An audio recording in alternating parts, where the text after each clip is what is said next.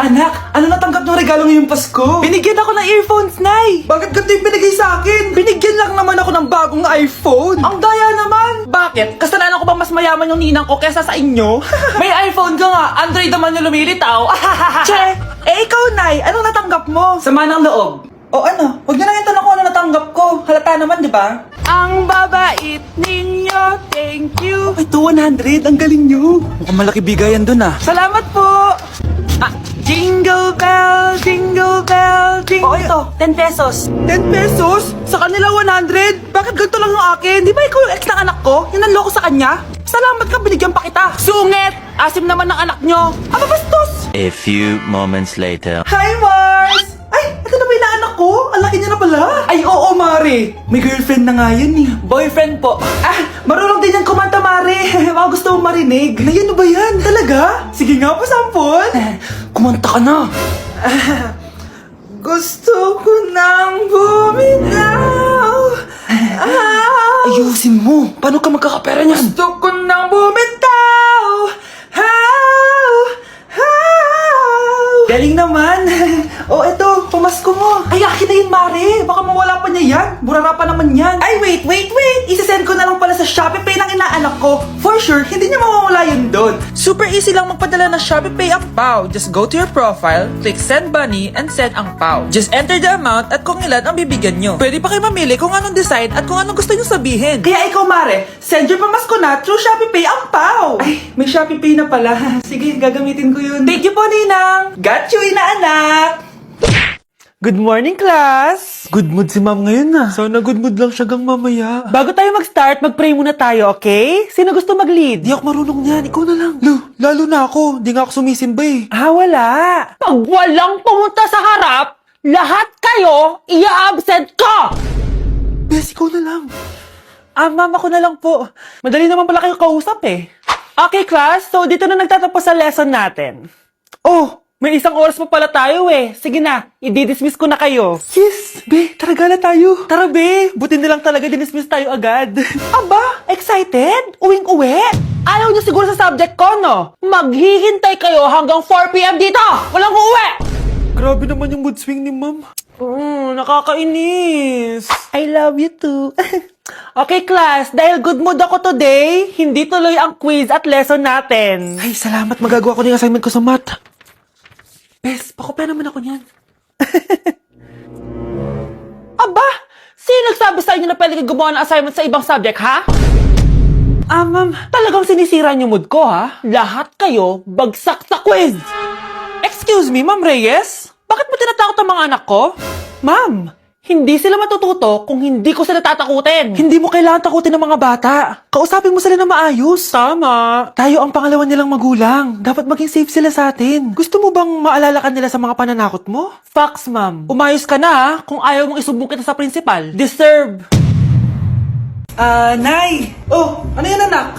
Kasama ko po yung jowa ko, Nay. Jowa? Papasukin mo.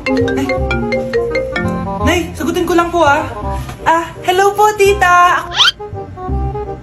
Ako po yung girlfriend ng anak nyo. May problema po ba? Ayaw kita sa anak ko. Ha? Bakit po tita? Sige, bibigyan kita ng 10 milyon. Layuan mo ang anak ko. 10 milyon? Para layuan ko ang anak nyo? Ayoko po. Hindi po matatapatan niya ng pagmamahal ko sa anak nyo. Haba, juicy ka pa Eto, 20 million pesos. Take it or leave it. 20 million? Akin na. Thank you, tita. Bye-bye. Uy, sandali. Gusto ko lang naman kayahin yung mga nanay sa teleserye. Uy, bumalik ka. Ito ba yung bahay niya? Hi. Andiyan po ba si Mr. Joshua? Sinong Joshua? Yung asawa ko? Opo, may sasabihin lang ako. Anong sasabihin mo? Na anak niya ako at gusto ko siyang makita. Anong pinagsasabi mo? Nandito yung anak ko. Alam mo, kung nang-trip ka lang, umalis ka na dito. Mahal, ano nangyayari? Anak mo daw to, mahal. Totoo ba, mahal? Aamin na ako. Anak ko siya sa labas. Niloko mo ako! Oo anak, ba't nandito ka? Nay, pinuntahan ko lang po si tatay. Ikaw yung nanay niya? Oo, bakit? Mga walang iya kayo! Ba't kayo tumatawa? It's a prank! Na-prank kita, mahal! Na-prank ka namin, Mare! Walang prank-prank dito! Huwag ka na uwi dito! Manaloko ka! Mahal! Mahal! Prank lang yun! Prank lang yun! Lumayas ka dito! Layas! Anak, nakita mo ba yung cellphone ng tatay mo? Nilagay ko dun sa loob ng kabaong niya bago siya ilibing. Ha? Ba't mo naman ginawa yun, anak? May mga importante laman doon. Baka sakaling buhay pa siya para matawagan niya ako. Ay, Diyos ko talaga tong batang to.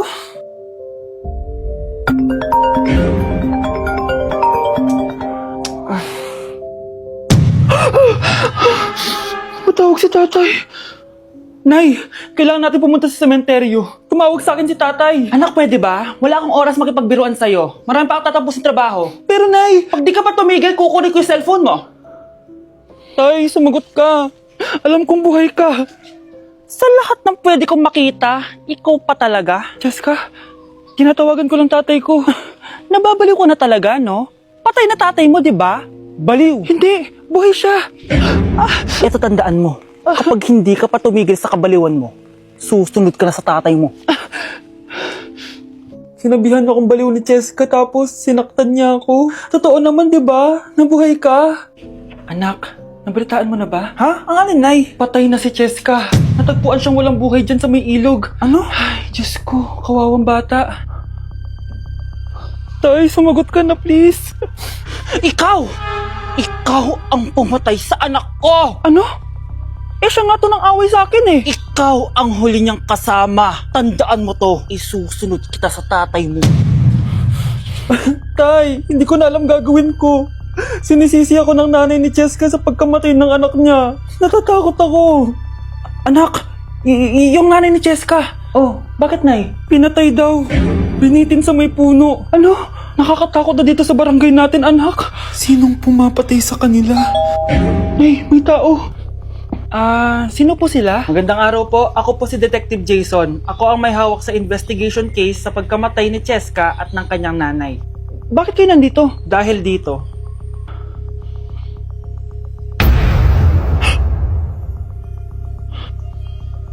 Nay, ikaw pumatay sa kanila? Oo, anak.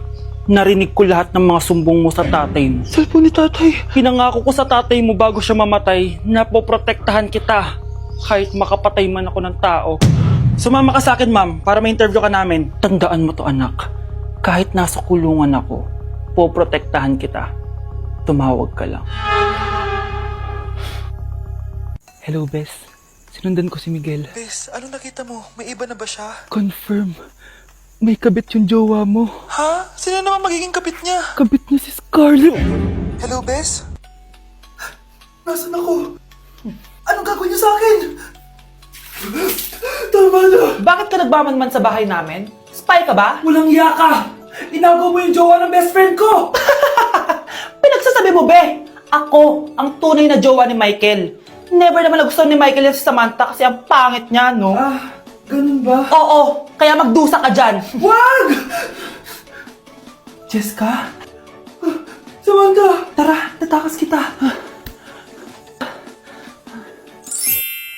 Grabe, Bes! Kung ano-ano na ginawa sa'yo, ang ganda mo pa din! Be, thanks to the perfect stay, velvet matte cushion, na Skintific. Bago ako pumunta dito para sundin si Miguel, nag-apply na ako neto. Dahil long-lasting ito, high coverage, and waterproof, siguradong all day fresh ka. We, talaga ba? O eto? O diba? Ang ganda ko pa din. Hindi na kailangan mag-retouch. Ang gagaling nyo din, no? At may tagapagligtas ka pa. Si Samantha. Samantha? Ikaw ba yan? Anong ibig sabihin nito? O, di ba?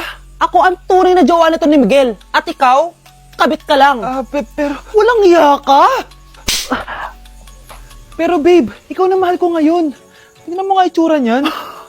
Wala akong pake! Magsama kayo ng pangit na yan! Lumayas na kayo dito! Ang dadrama nyo, ha? Basta ako, ganda lang ang ambag ko.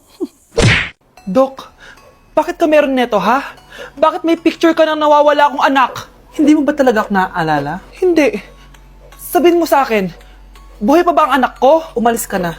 Marami pa akong gagawin. Buhay pa ba ang anak ko? Oo! Buhay na buhay ako! Ako ang anak mo na iniwan mo sa palengke dati! Nagtataka ka? Isa na akong trans ngayon. Alam mo, buti na lang may mabait at mayamang pamilyang kumukup sa akin. Kaya maganda yung naging buhay ko. Tingnan mo, naging doktor pa ako. Kaya salamat sa'yo at iniwan mo ko. Anak, hinanap kita. Umasa ako na babalik ka. Hindi na importante yan. Ayaw na kita makita at hindi na kita kailangan. Kaya umalis ka na! Hello po. Kamusta po yung pasyente? Dok, si nanay naman yung nagkasakit. Kamusta na siya? Okay naman. Sa iba ko na lang siya ipapaasikaso, ha? Anak? Anak, please! Bakit anak tawag mo sa kanya, Nay? Sure ka ba na habang buhay ka magagalit sa nanay mo? Nakita ko results niya kanina. Anytime, pwede siya mawala. Magpapahangin lang ako. Nasaan na sila? Hello, nurse? Nasaan yung pasyente dito sa room 214? Anak? Ako ba hanap mo? Nay, akala ko may masamang nangyari na sa'yo. Anak, hindi na kita iiwan. Good news! False alarm lang pala yung nakita namin result sa nanay mo. Ibig sabihin, magiging okay siya. Salamat naman. Nay, ayoko na mawala ka sa akin, ha? Yay! May ate na ako! Kyle, anak! Uuwi yung mga kapatid mo. Talaga, Nay? Tagal kong hinintay ito. Grabe. Akala ko nakalimutan na nila tayo kasi successful na sila eh. Miss ko na sila. Tagal na din nung last na pumunta sila dito. O sige na anak, hintayin mo sila sa labas ha. Maghahanda lang ako ng kakainin natin mamaya. Uy, Kyle. Balita ko, uuwi yung mga kapatid mo ah. Opo tita. Paano niyo po nalaman? Basta! Siguro proud yung nanay mo kasi successful yung mga anak niya, no? Oo naman, tita. Nagbunga lahat ng paghihirap ni nanay sa kanila. Deserve nyo yan. Malapit nyo nang malaman ng totoo. Walang sikretong hindi nabubunyag. Pasok na po ako, tita. Sige. Hello, Nay! Nandito na yung anak mong doktor all the way from New York! Hi, Nay! Nandito na yung anak mong teacher all the way from Central Elementary School! Hello, Nay! Nandito na yung anak mong engineer! Naiyak naman ako. Nakumpleto din kayo magkakapatid. Sana nakikita to ng tatay niyo. Masaya ako na nandito kayo, ate, kuya. Sana maging successful din ako na kagaya niyo. O siya na, kumain na kayo ha? Galing pa kayo sa malalayo eh. Wow naman, Mare. Bigatin na yung mga anak mo. Saya-saya. Oo naman, Mare. Ilang taon din akong kumayod para mapagtapos lang sila. Pero worth it naman, di ba? Teka, Mare, para mas masaya, may kailangan kang malaman. Oh, eto. Ha? Ano to, Mare?